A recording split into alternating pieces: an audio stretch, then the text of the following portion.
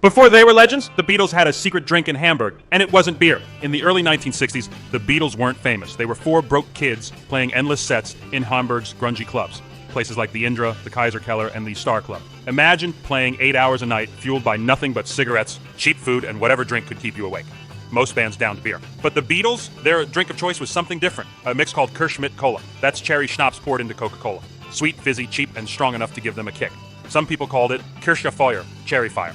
And they drank it so much that locals started calling it the Beatles drink. It wasn't on menus, but if you ordered one in those clubs, people knew exactly who you were copying. Now picture it. John Lennon, barely in his 20s, hunched over a guitar. Paul McCartney pulling harmonies. George Harrison still a teenager. Ringo just finding his place. The crowd is rowdy, the smoke is thick, the amps are buzzing. They're grinding through rock and roll covers for hours.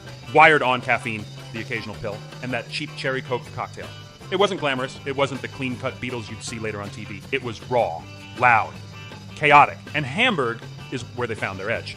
Hamburg didn't just give the Beatles stage time. It gave them grit, swagger, and their own unofficial drink. So if you were there in 1961 standing in a smoky Hamburg club, would you order the Beatles drink, or would you stick with the beer? Follow for more surprising stories where music, history, and alcohol collide